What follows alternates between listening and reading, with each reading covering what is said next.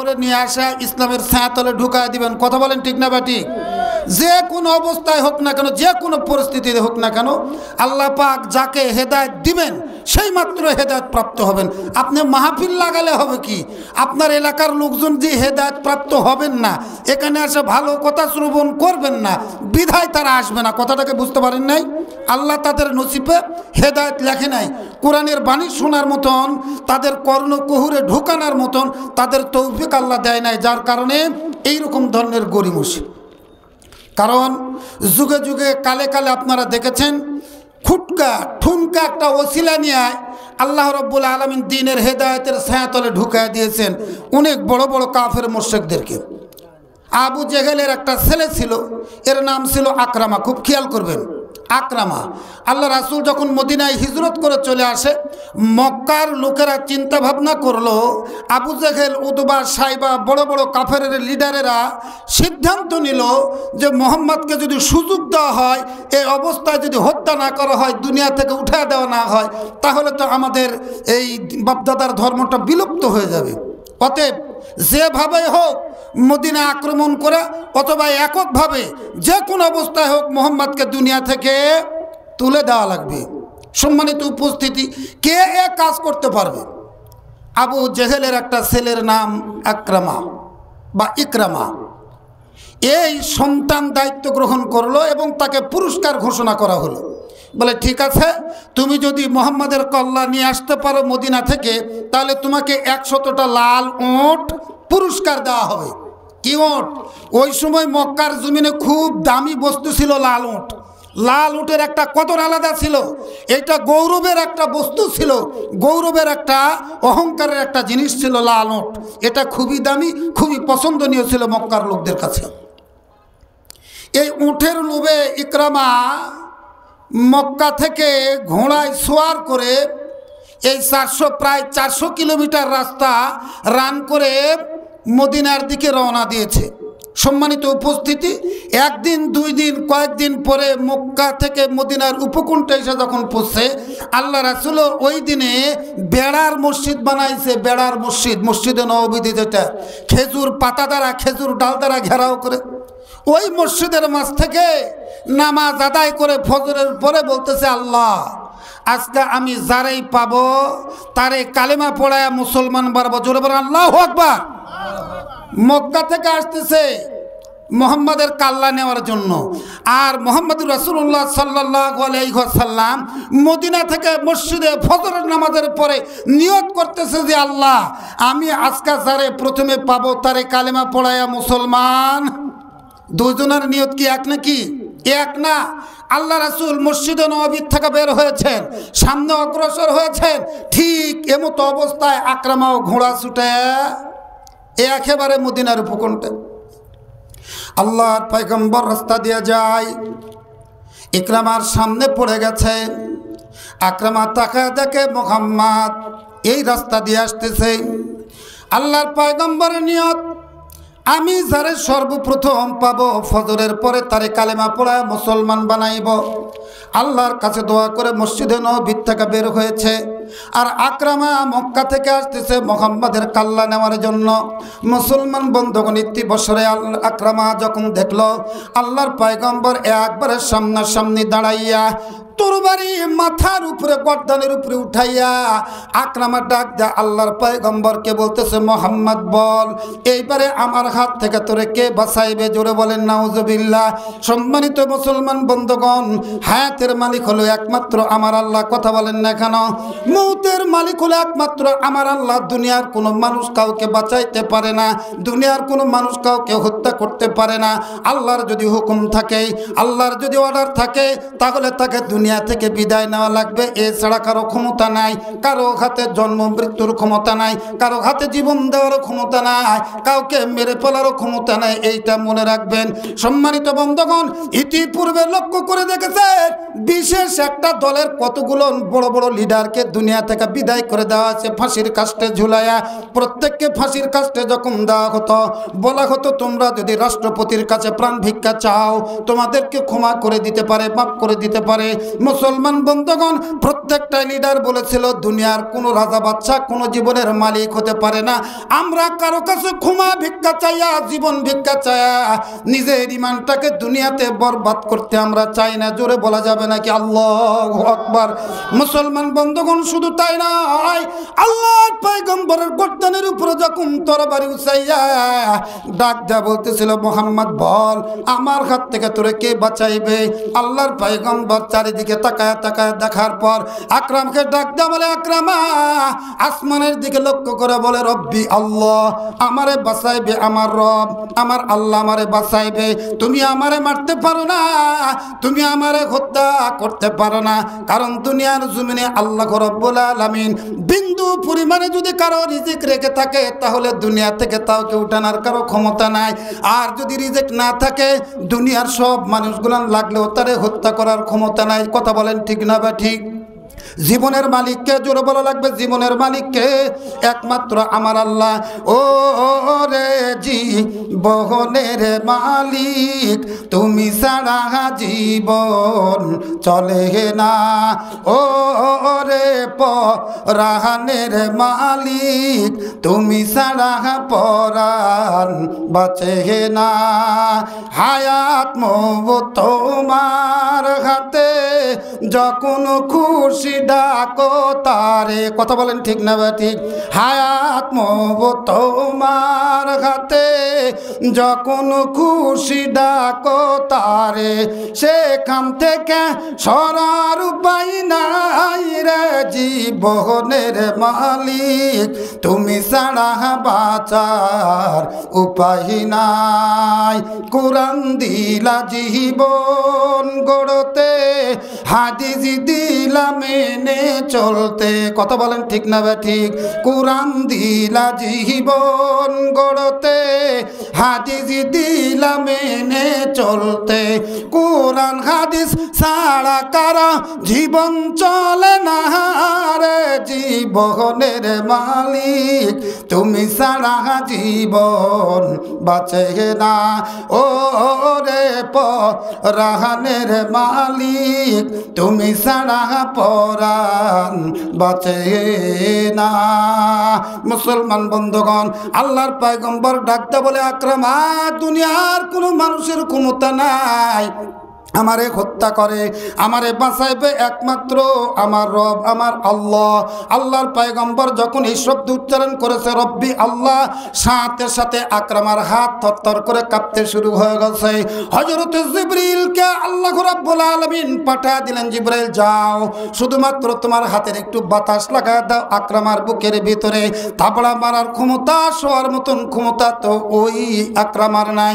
মুসলমান বন্ধুগণ, আকরামার পাশে এসে জিবরাইলের পাকার একটু বাতাস দিলেন, সামান্য একটু আবহাওয়া সেট করে দিলেন, সাথে সাথে ঘোড়ার পিঠ থেকে আকরামার ছিটকে জমিনের উপরে পড়ে যায়।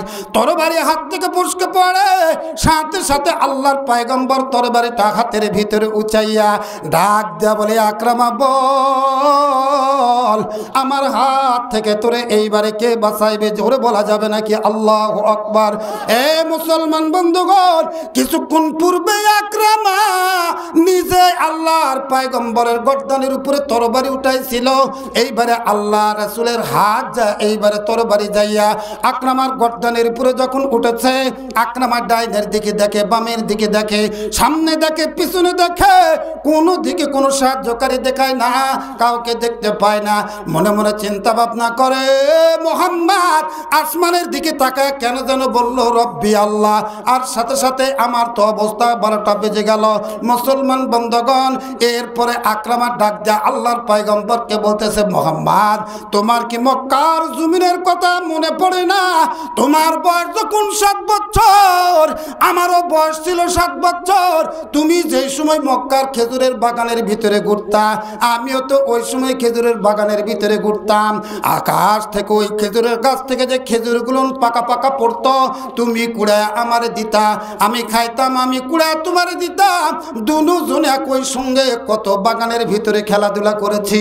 আজকে তুমি আমার বন্ধু হইয়া তুমি আমার গর্দানের উপরে তরবারি চালাইবা, তোমার কি একটু মায়া লাগবে না? তোমার কি একটু কষ্ট লাগবে না? এ মুসলমান বন্ধুগণ, আকরামা কোন কায়দা অবলম্বন করেছে একটু খেয়াল করে দেখুন না।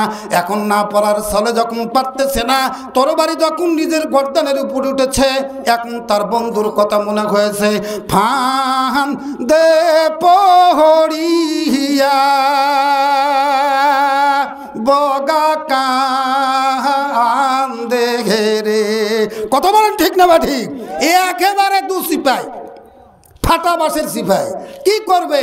আর উপায় নাই, বন্ধুকে ডাকা ছাড়া আর কোনো উপায় নাই। বন্ধুরে ডাকতেছে, বন্ধু তোমার কি মনে পড়ে না ওই ছোট্টবেলার কথা?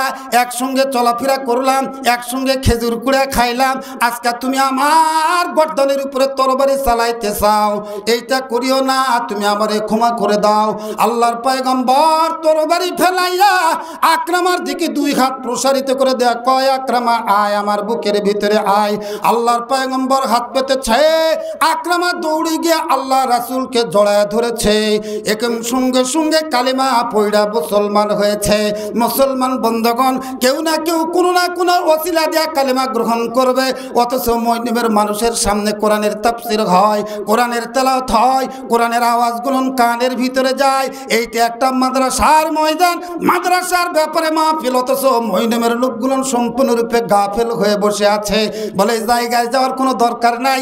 এইটা যদি কোনো যাত্রা স্প্যান্ডাল হইতো, যদি কোনো গানের স্প্যান্ডাল হইতো, তাহলে দেখতেন এই মাইকিংয়ের কোনো প্রকারের প্রয়োজন ছিল না, পোস্টারের কোনো প্রকারের প্রয়োজন ছিল না, এমনিতেই এই সামিয়ানার ভিতরে জায়গা ধরতো না। সামিয়ানা তো দূরের কথা, মুক্ত আকাশটা আর নিচেই ভরপুর হয়ে যেত। কথা বলেন ঠিক না বা ঠিক?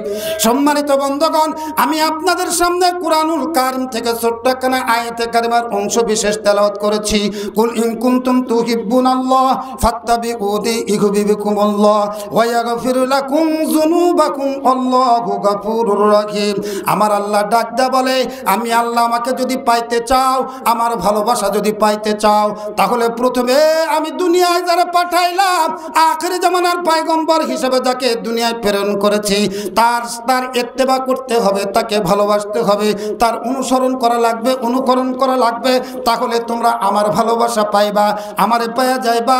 আর যদি তোমরা একবার আমার ভালোবাসা পাও রাসূলের ইত্তেবা করার কারণে, তাহলে এক নম্বরে কাজ হবে, আমি আল্লাহ তোমাদের জীবনের সব গুনাহ রাশিগুলো আমি মাফ করে দিব। জোরে বলেন আল্লাহু আকবার। এ মুসলমান বন্ধুগণ, এখন তো নবী পৃথিবীর জমিনে নাই। আল্লাহর পয়গম্বর আজ থেকে প্রায় 1500 বছর আগে দুনিয়া থেকে বিদায় নিয়ে চলে গেছে। কথা বলেন ঠিক না বে ঠিক? তাহলে আমরা মহব্বত করব কার সাথে? কাকে ভালোবাসবো? কার অনুসরণ করব? কাকে অনুকরণ করব? কার উপরে নির্ভর করে আমরা চলবো? কার সুন্নতকে আঁকড়ে ধরব? সম্মানিত বন্ধুগণ, আল ওরাসাতুল আম্বিয়া, আম্বিয়া আলাইহিস সালাতুস সালাম, এরা হলো নবীদের ওয়ারিস। এ মুসলমান বন্ধুগণ, তাহলে এখান থেকে লক্ষ্য করা যায়, আমার পয়গম্বর দুনিয়া থেকে যাবার পর তার ওয়ারিসদেরকে দুনিয়ায় রেখে গেছেন। ওয়ারিসেরা হলো আলেম ওলামা। কথা বলেন ঠিক না বা ঠিক? এই সম্মানিত বন্ধুগণ, মহব্বত করা লাগবে তালবে ইলমের সঙ্গে, মহব্বত করা লাগবে আলেমের সঙ্গে, মহব্বত করা লাগবে হাফেজের সঙ্গে।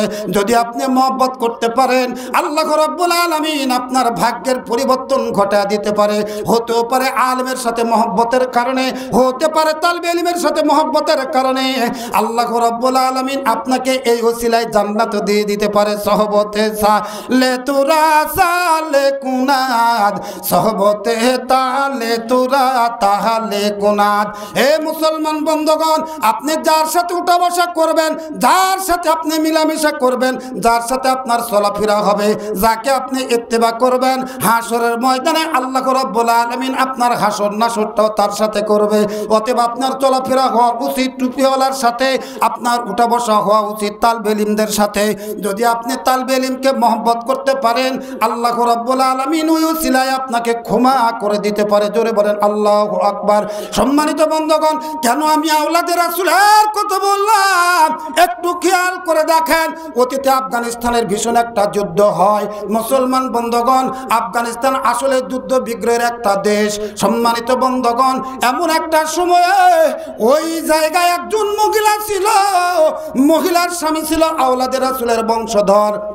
সম্মানিত বন্ধুগণ, মহিলার স্বামী যুদ্ধের ময়দানে যাবার পর দুনিয়া থেকে বিদায় হয়ে চলে যায়, মৃত্যুবরণ করে, শাহাদত বরণ করে।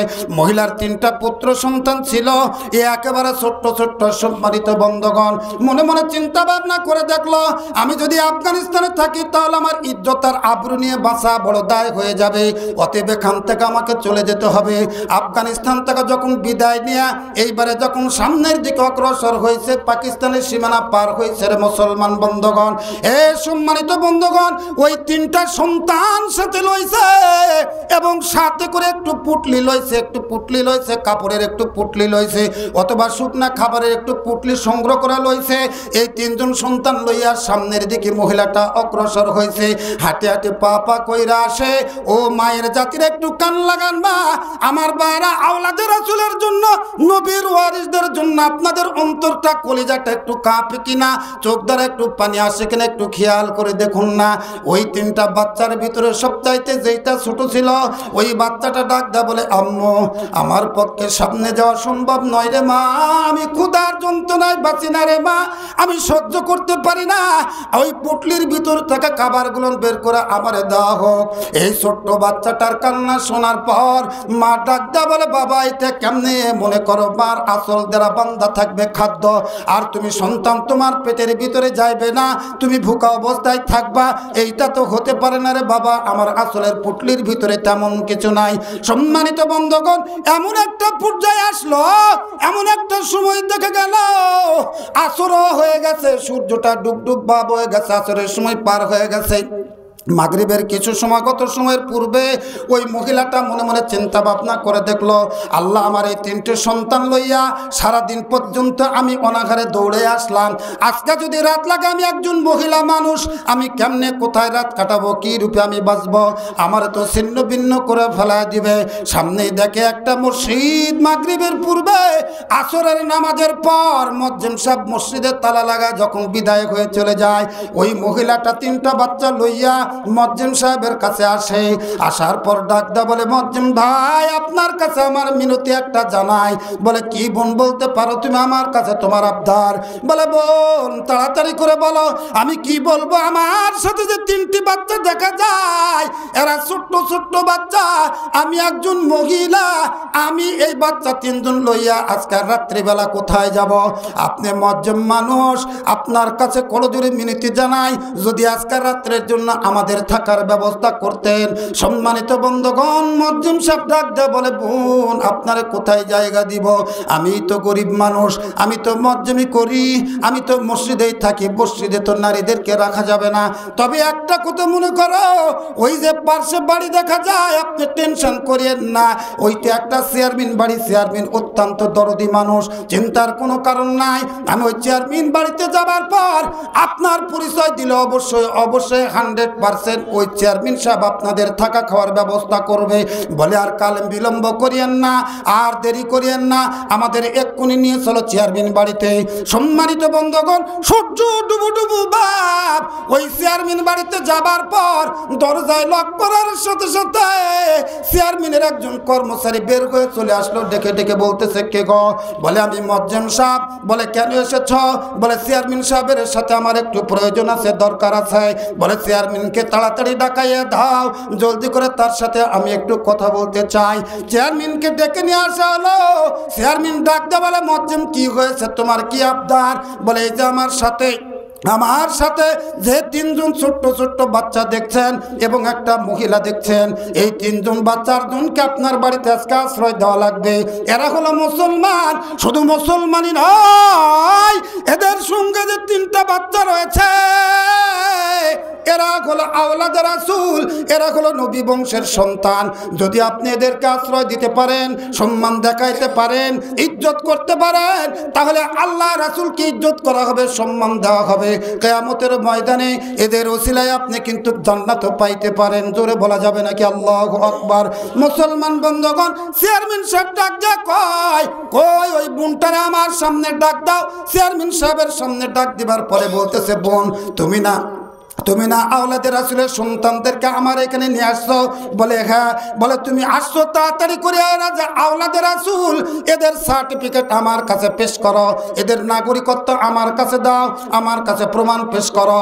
প্রমাণ ছাড়া আমি মানতে রাজি নয়, প্রমাণ ছাড়া আমার বাড়িতে থাকতে দিতে রাজি নয়। সম্মানিত বন্ধুগণ, প্রমাণ পাওয়ার সাথে সাথে মহিলাটা চোখের পানি ছেড়ে দিয়ে বলে, দেখেন চেয়ারম্যান সাহেব, আমরা যুদ্ধ বিগ্রহ দেশ, আমার স্বামী মারা গেছে, আমি ইজ্জতের বয়াবরুর বয়ে আমার 3টা নাবালেগ সন্তান লইয়া যত পারি তড়িগুড়ি করে সেখান থেকে বিদায় নিয়ে চলে আসছি। আসার সময় আমাদের নাগরিকত্ব নিতে মনে নাই, আমাদের সার্টিফিকেট নিতে মনে নাই।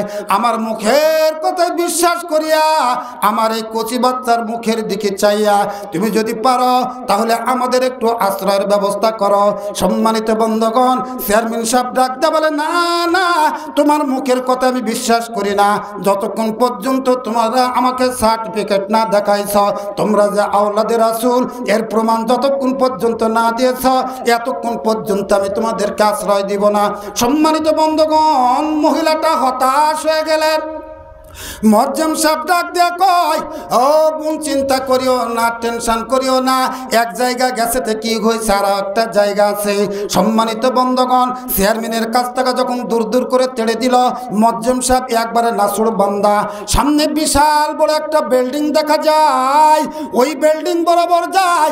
বিল্ডিং এর গেটের সামনে যাবার পর একবারে চাকর বাকরে বাড়িটা ভরপুর দেখা যায়। চাকরকে ডাক দেয়া বলে, কি ব্যাপার, তোমাদের চৌধুরী সাহেব বাড়িতে আছে? বলে হ্যাঁ, চৌধুরী সাহেব বাড়িতে আছে। বলে জলদি করে ডাকো, চৌধুরীর সাথে আমার কিছু কথা আছে। চৌধুরী বাড়ির গেটের সামনে দাঁড়াইয়া চৌধুরীকে কল করলো।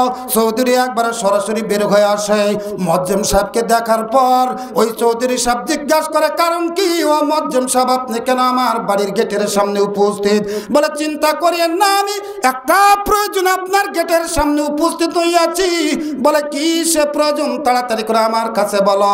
বলে চৌধুরী সাহেব, আমার সামনে যে 3টি সন্তান দেখতেছেন, এরা হলো আওলাদে রাসূল। আর যে মহিলাটা আমার সামনে দাঁড়ায় আছে, এই মহিলাটা অন্য কেউ নয়, এদেরই মা। এরা বড় কষ্টের ভিতরে আছে। আফগানিস্তান থেকে হাঁটতে হাঁটতে এই স্থানের ভিতরে চলে এসেছে, এখন আশ্রয়ের অভাব। দয়া করে মায়া করে যদি আপনার বাড়িতে একটা রাত্রের জন্য আশ্রয় দিতেন, তাহলে আগামীকাল আপনার বাড়ি থেকে বিদায় নিয়ে চলে যাবে। মুসলমান বন্ধুগণ, চৌধুরী সাহেব ওই 3টা ফুটফুটে বাচ্চার দিকে তাকায়, সে দেখে, মহিলাটার দিকেও বারবার চেয়ে দেখে। ডেকে ডেকে বলতেছিল, বোন, তুমি কি আমার বাড়িতে থাকতে চাও? বলে 100% আপনার বাড়িতে থাকবো। বলে তুমি যদি থাকো আসমানে, আমি থাকি জমিনে, তোমার পরিচয় আর আমার পরিচয় যদি জানতে পারো, তাহলে কখনো তুমি আমার বাড়িতে আশ্রয় দিতে চাইবা না। বলে কোনো কথা ছাড়াই আমি আপনার বাড়িতে থাকতে চাই, দয়া করে আপনি আমার আশ্রয় দিবেন কিনা তাই বলুন। সম্মানিত বন্ধুগণ, মহিলাটা ডাক দিয়া বলে, চিন্তার কারণ নাই, আপনি কে, আপনার পরিচয় আমি জানতে চাই। এ মুসলমান বন্ধুগণ, পরিচয় দেওয়ার সময় ওই চৌধুরী সাহেব বলে, আপনি যদি থাকেন জমিনে, যদি যান জান্নাতে, আমি যাব জাহান্নামে, আর আপনি যদি যান জাহান্নামে, তাহলে আমি যাব জান্নাতে। অতএব দুজনের পার্থক্য আসমান আর জমিন তফাৎ। জোরে বলেন আল্লাহু আকবার। সম্মানিত বন্ধুগণ, চৌধুরী সাহেব বললেন, আমি হলাম একজন পাক্কা ইহুদি। আমি কি? একজন পাক্কা ইহুদি। অতএব আমি ইহুদি হয়ে আমার বাড়িতে তুমি মুসলমান, তাও আওলাদে রাসূলকে সঙ্গে করে নিয়ে আসতো আমার বাড়িতে থাকার জন্য। তুমি কি আমার পরিচয় জানার পরে আর থাকতে রাজি আছো? রাবে? বলে 100% কোনো চিন্তার কারণ নাই, আমাকে থাকতে হবে আজকে রাতের জন্য। সম্মানিত উপস্থিতি, পীর সাহেব হুজুর চলে আসছেন আমাদের, আমি আর কথা বাড়াতে চাই না। মুরব্বী না, শেষ করে দাও। সম্মানিত উপস্থিতি, উনি রাত্রে থাকেন, ওই রুম একটা দিয়েছিলেন, আলাদা বাবুর্চি দিয়েছিলেন এবং বাবুর্চিগুলো পাক করতেছিলেন, ফলমূল শুকনা খাবার দিয়েছে। রাত্রির গভীরে মা দোয়া করতেছিলেন ওই ইহুদির জন্য। সম্মানিত হাজিরিন, আল্লাহ পাক এই মা এবং 3টি মানে বাচ্চার দোয়া কবুল করে নিয়ে ইহুদিকে রাতারাতি স্বপ্নযুগে আল্লাহ রাসূলের হাতে একেবারে কালেমা পড়া মুসলমান বানাতে জোরবান আল্লাহু আকবার, আরও জোরবান আল্লাহু আকবার। কারণ রাসূলকে তো আমরা চোখে দেখি নাই, নাকি গণ দেখছে নাকি? যদি দেখতে পাইতাম কত ভালো হইতো, নাকি গণ? যদি দেখতে পাইতাম তাহলে একবারে অন্তরের অন্তঃস্থল থেকে ভালোবাসতাম। সম্মানিত উপস্থিতি, আমি আপনাদের সামনে যতই হোক ভাঙা ভাবেই হোক আর যেভাবে হোক আমি যে কথাগুলো বলেছি এই কথাগুলোর ভিতরে ত্রুটি বিচ্যুতিগুলো মার্জনা করে দেব। আমার জন্য দোয়া করবেন, আমি আপনাদের জন্য দোয়া করি। আল্লাহ পাক আমাদেরকে সুস্থ হায়াত এবং কামিয়াবি দান করুক, সকলে বলেন আমিন। এবং আমাদের জীবনের সমস্ত গুনাহ রাশিগুলো মাফ করে দিক, আবারও বলেন আমিন।